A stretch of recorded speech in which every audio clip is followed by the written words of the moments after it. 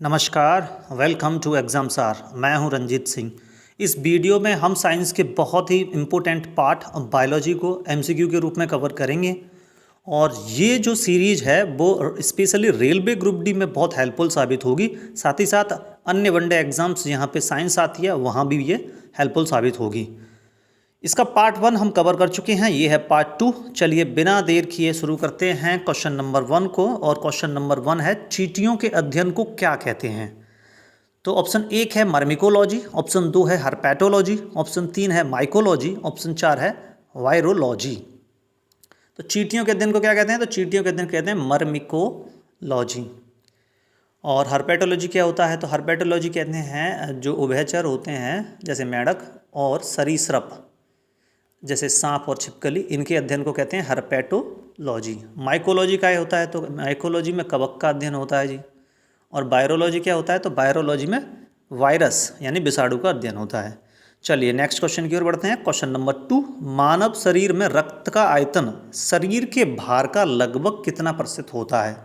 तो ऑप्शन 1 है 15%, ऑप्शन 2 है 18%, ऑप्शन 3 है 7%, ऑप्शन 4 है 20%।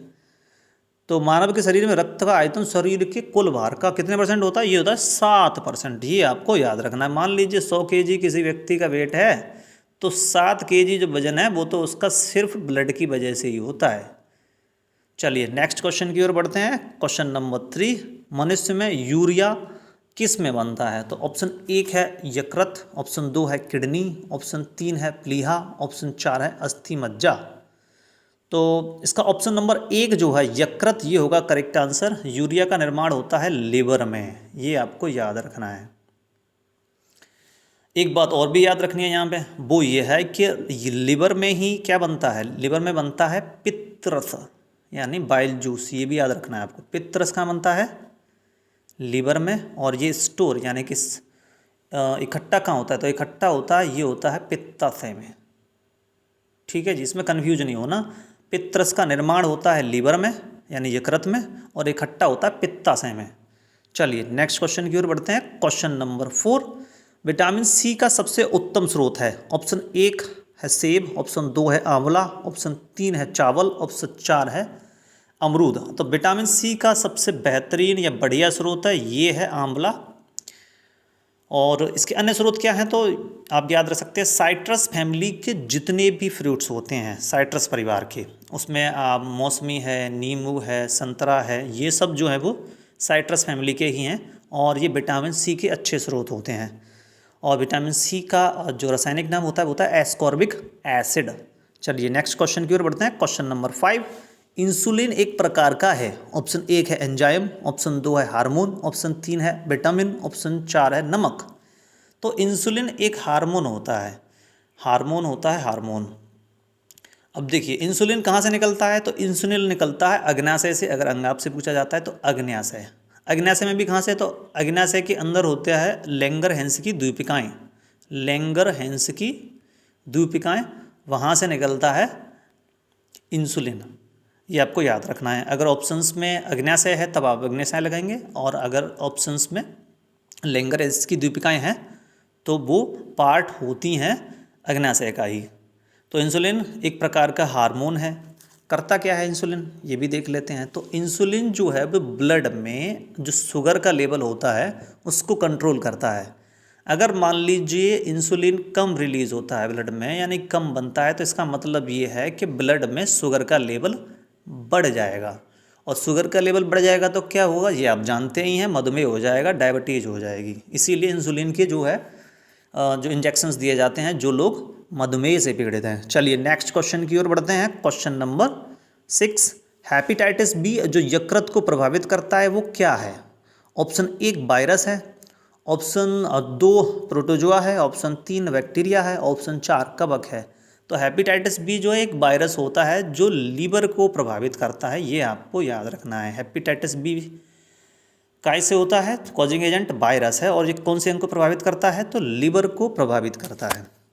चलिए नेक्स्ट क्वेश्चन की ओर बढ़ते हैं। क्वेश्चन नंबर 7, अल्जाइमर रोग किससे संबंधित है? मतलब किस अंग को प्रभावित करता है? ऑप्शन 1 है गुर्दे, ऑप्शन 2 है आँख, ऑप्शन 3 है मस्तिष्क, ऑप्शन 4 है कि इनमें से कोई नहीं।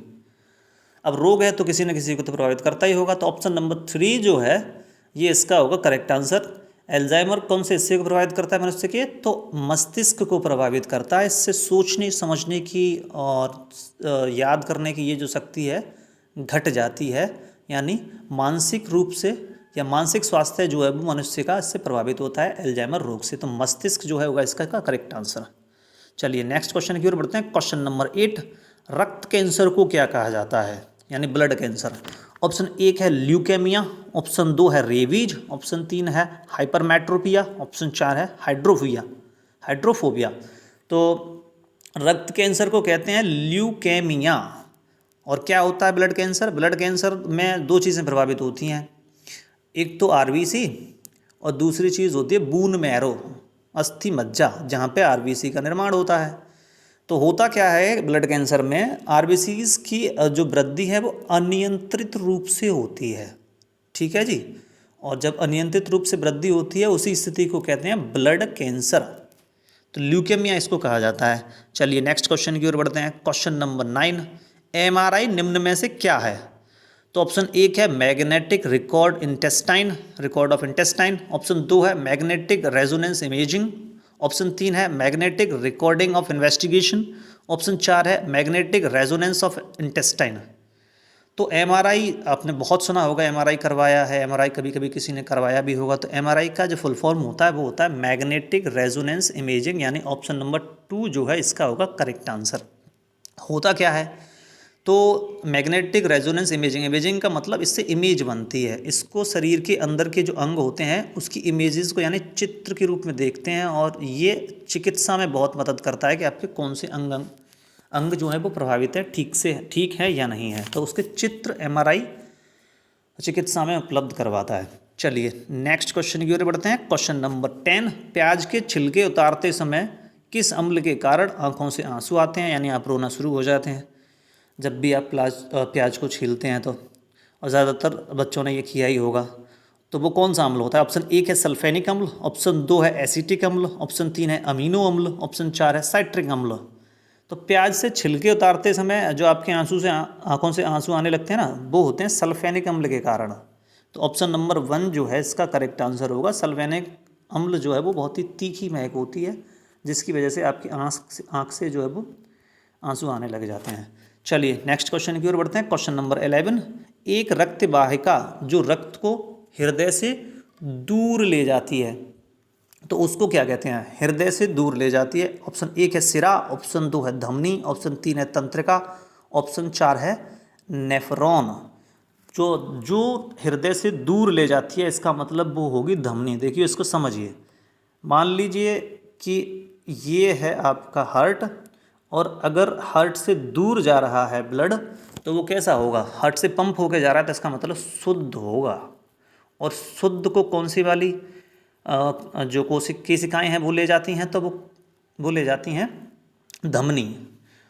तो एक रक्त वाहिका जो रक्त को हृदय से दूर ले जाती है तो वो होगी क्या? धमनी। ऑप्शन नंबर 2 जो है वो इसका होगा करेक्ट। थोड़ा सा और समझ लीजिए, देखिए अगर हृदय से दूर जा रहा है इसका मतलब ब्लड जो है वो शुद्ध है, तो शुद्ध को कौन सी ले जाती हैं? तो शुद्ध को ले जाती हैं धमनी।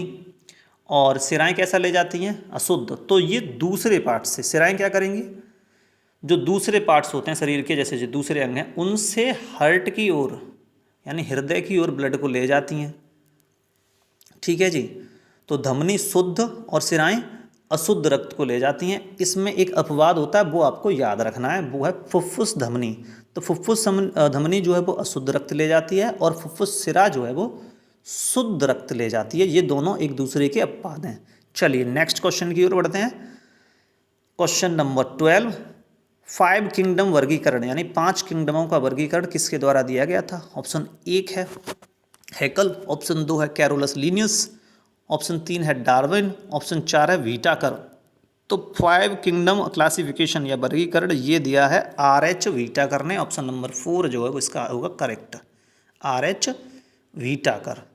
इनने दिया था 5 किंगडम वर्गीकरण। चलिए नेक्स्ट क्वेश्चन की ओर बढ़ते हैं। क्वेश्चन नंबर 13, अभी पौधे जो खारी मिट्टी में उगते हैं क्या कहलाते हैं? ये अभी नहीं है, यहाँ होगा पौधे जो खारी मिट्टी में उगते हैं उनको क्या कहते हैं? तो ऑप्शन 1 है हाइड्रोफाइट, ऑप्शन 2 है जीरोफाइट, ऑप्शन 3 है हेलोफाइट, ऑप्शन 4 है सीओफाइट। तो जो पौधे खारी मिट्टी में उगते हैं उनको कहते हैं हेलोफाइट, यानी जिसमें नमक बहुत ज़्यादा होता है, मिट्टी खारी बहुत होती है, और ऐसी मिट्टी में जब पौधे ग्रो करते हैं उनको बोलते हैं हेलोफाइट। हाइड्रोफाइट कौन से होते हैं? जो पानी में ग्रो करते हैं वो हाइड्रोफाइट होते हैं। जीरोफाइट कौन से होते हैं? तो जीरोफाइट जो रेगिस्तान में, यानी बहुत कम पानी में जो ग्रो करते हैं, रेगिस्तान में, ठीक है जी, बहुत सूखी स्थिति में ग्रो करते हैं, वो होते हैं जीरोफाइट। हेलोफाइट बता दिया, यानी खारी मिट्टी में ग्रो करते हैं। सीओफाइट, SCIO, सीओफाइट कौन से होते हैं? जो छाया में ग्रो करते हैं, जो छाया में ग्रो करते हैं उन्हें कहते हैं सीओफाइट। चलिए नेक्स्ट क्वेश्चन की ओर पढ़ते हैं। क्वेश्चन नंबर 14, त्वचा का रंग किसके कारण होता है? ऑप्शन 1 है मेलानिन, ऑप्शन 2 है रेनिन, ऑप्शन 4 है केराटिन, ऑप्शन 3 है केराटिन, ऑप्शन 4 है क्लोरोफिल। तो त्वचा का जो रंग है वो होता है मेलानिन के कारण, ये आपको याद रखना है। आपकी त्वचा का ये जो रंग होता है वो मेलानिन की वजह से होता है। अब जिसमें ज़्यादा मेलानिन होता है उसका रंग उतना ही सांवला या काला होगा, जिसमें मेलानिन जितना कम होगा वो उतना ही गोरा होगा, समझ रहे हैं। और धूप में ज़्यादा मेलानिन बनता है, इसीलिए जहाँ बहुत ज़्यादा गर्मी पड़ती है वहाँ लोग ज़्यादा काले भी मिलते हैं। और यूरोप में क्योंकि वहाँ पे गर्मी कम पड़ती है तो वहाँ के लोग, यूरोप के लोग जो सामान्यतः गोरे होते हैं। तो त्वचा का जो रंग है वो मेलानिन की वजह से होता है, ठीक है जी। एक बीमारी होती है वो भी आपको याद रखनी है, एल्बिनिज्म, रंजकहीनता। अगर किसी की स्किन में अगर मेलानिन है ही नहीं तो फिर वो पूरा एकदम सफ़ेद सफ़ेद सा दिखता है, जिसको बोलते हैं रंजकहीनता, ठीक है जी। तो अब रंजकहीनता जो मेलानिन की कमी की वजह से होता है त्वचा में। चलिए नेक्स्ट क्वेश्चन की ओर बढ़ते हैं। क्वेश्चन नंबर 15, पित्तरस का निर्माण कहाँ होता है? ऑप्शन 1 है आमाशय में, ऑप्शन 2 है पित्ताशय में, ऑप्शन 3 है यकृत में, ऑप्शन 4 के इनमें से कोई नहीं। तो पित्तरस का जो निर्माण है ये होता है यकृत में, यानी लिवर में निर्माण। इकट्ठा कहाँ होता है? तो इकट्ठा होता है पित्ताशय में, ये आपको याद रखना है, यहाँ कन्फ्यूज हो जाते हैं ज़्यादातर बच्चे।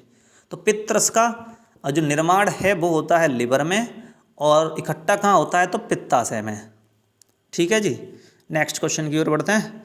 क्वेश्चन नंबर 16, रुधिर परिसंचरण की खोज किसने की? ऑप्शन 1 है विलियम हार्वे, ऑप्शन 2 है एंटोन ल्यूवेनहॉक, ऑप्शन 3 है रॉबर्ट हुक, ऑप्शन 4 है रॉबर्ट ब्राउन। तो रुधिर परिसंचरण यानी ब्लड सर्कुलेशन की खोज की है विलियम हार्वे ने।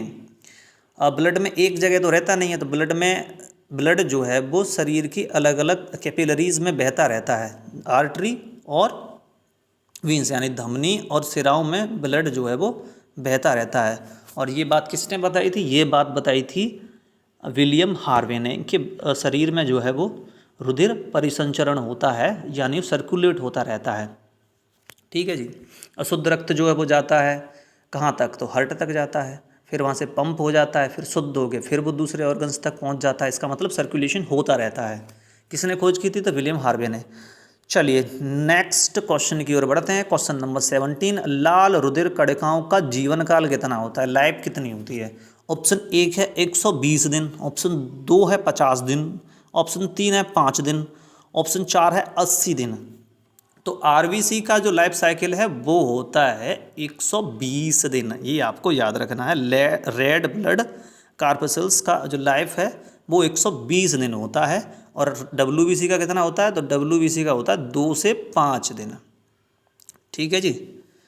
नेक्स्ट क्वेश्चन की ओर बढ़ते हैं। क्वेश्चन नंबर 18, किस कोशिकांग को आत्महत्या की थैली भी कहा जाता है? ऑप्शन 1 है राइबोसोम, ऑप्शन 2 है लाइसोसोम, ऑप्शन 3 है केंद्रक, ऑप्शन 4 है गोल्जिकाय। तो आत्महत्या की थैली इंग्लिश में इसको बोलते हैं सुसाइडल बैग्स। तो कौन से कोशिकांग को कहा जाता है? ये कहा जाता है लाइसोसोम को, ये आपको याद रखना है। क्यों कहा जाता है? क्योंकि भूख की स्थिति में ये कुछ एंजाइम्स ऐसे स्रावित करता है जिससे ये खुद को ही समाप्त कर लेता है, इसलिए इसको कहा जाता है आत्महत्या की थैली या फिर सुसाइडल बैग्स। कोशिकांग आप जानते होंगे, कोशिका के अंदर उसके जो अंग होते हैं, उसके पार्ट्स जो होते हैं उनको कोशिकांग या सेल ऑर्गेनिल्स कहते हैं, ठीक है जी। जैसे इसमें राइबोसोम है, लाइसोसोम है, केंद्रक है, गोल्जिकाय है। तो राइबोसोम को क्या कहते हैं? तो राइबोसोम को कहते हैं प्रोटीन की फैक्ट्री, क्योंकि यहाँ प्रोटीन का निर्माण होता है। राइबोसोम, लाइसोसोम मैंने बता ही दिया, सुसाइडल वैक्स कहते हैं इसको, आत्महत्या की थैली। केंद्रक जो है वो निर्देशक होता है, कोशिका का निर्देशक या नियंत्रक होता है केंद्रक। और गोल्जी काय होता है, ये ट्रांसपोर्ट को देखता है। चलिए नेक्स्ट क्वेश्चन की ओर बढ़ते हैं। क्वेश्चन नंबर 19, रुधिर की प्रकृति कैसी होती है? ऑप्शन 1 है अम्लीय, ऑप्शन 2 है क्षारीय, ऑप्शन 3 है उदासीन, ऑप्शन 4 है इनमें से कोई नहीं। तो ब्लड कैसा होता है जी? तो ब्लड होता है क्षारीय। ऑप्शन नंबर 2 जो है इसका करेक्ट होगा। चलिए थोड़ी सी और जानकारी देख लेते हैं। देखिए मान लीजिए ये है पीएच स्केल, मतलब जिस पे आप पीएच वैल्यू देखते हैं, ये यहाँ है 0 और इधर 1 2 3 4 5 6 7, 1 2 3 4 5 6 7, मतलब इधर से 1 1 2 3 4 5 6 और इधर यहाँ आ जाएगा 7, 7 पे हो जाएगा न्यूट्रल और फिर 7 के बाद शुरू हो जाएगा क्षारीय। 7 से कम पे अगर पीएच की वैल्यू होती है तो फिर वो क्या होता है? अम्लीय। अगर 7 से वैल्यू ज़्यादा है तो होता है क्षारीय। तो ब्लड की वैल्यू क्या होती है? तो ब्लड की जो वैल्यू होती है पीएच वैल्यू वो 7.4 होती है। कितनी? 7.4, यानी कि 7 से ज़्यादा है, तो इसका मतलब ब्लड जो है वो हल्का क्षारीय होता है। और 7 पे क्या होता है? तो 7 पे तो न्यूट्रल ही होता है, उदासीन होता है। तो ब्लड की प्रकृति कैसी होती है? ये होती है बेसिक, यानी क्षारीय। चलिए नेक्स्ट क्वेश्चन की ओर बढ़ते हैं। ये है आज का आखिरी सवाल। निम्न में से कौन सा कोशिकांग जंतुओं की कोशिका में नहीं होता है? ऑप्शन 1 केंद्रक, ऑप्शन 2 रिक्तिका, ऑप्शन 3 प्लाज्मा कला, ऑप्शन 4 प्लास्टिड। आपको बताना ये है कि इनमें से कौन सा जो है जो जंतुओं की कोशिका होती है उसमें नहीं होता है। तो केंद्रक तो दोनों में ही होता है, ठीक है जी। रिक्तिका भी दोनों में होती है, छोटी बड़ी का अंतर होता है लेकिन दोनों में होती है। प्लाज्मा कला भी दोनों में होती है, लेकिन प्लास्टिड दोनों में नहीं होता है। प्लास्टिड सिर्फ जो है वो प्लांट यानी पादप कोशिका में ही होता है। और प्लास्टिड्स में 3 टाइप्स होते हैं। एक देखिए, एक तो क्लोरोप्लास्ट होता है, एक क्रोमोप्लास्ट होता है और एक ल्यूकोप्लास्ट होता है, ठीक है जी। तो निम्न में से कौन सा जो अंग है वो या कोशिकांग है वो जंतुओं में नहीं होता? तो प्लास्टिड नहीं होता, ये सिर्फ पादप कोशिकाओं में ही होता है। और कोशिका भित्ति भी सिर्फ पादपों में होती है, जंतुओं में नहीं होती है। तो ये था आज का आखिरी सवाल। अगर वीडियो अच्छा लगा हो तो वीडियो को लाइक करें, अपने फ्रेंड्स के साथ शेयर करें। अगर आप इन क्वेश्चंस का पीडीएफ भी चाहते हैं तो आप हमारे टेलीग्राम चैनल एग्जामसार से जुड़ सकते हैं। इसका लिंक आपको वीडियो के डिस्क्रिप्शन में मिल जाएगा। वहाँ से फ़ायदा आपको ये होगा कि इन क्वेश्चंस का आंसर हम लगा के यानी हाईलाइट करके आपको दे देंगे, जिससे आपको रिवीजन करने में बहुत आसानी होगी, ठीक है जी। ये पार्ट 2 था। अभी हम पार्ट 3, पार्ट 4, पार्ट 5 भी आने वाला है, जिसमें हम बायोलॉजी के लगभग सभी टॉपिक्स को एमसीक्यू के रूप में हम कवर करने जा रहे हैं, तब से जिससे कि आपकी प्रैक्टिस भी हो जाएगी और आपको एक कॉन्फिडेंस भी आएगा। इस वीडियो में इतना ही। Thank you.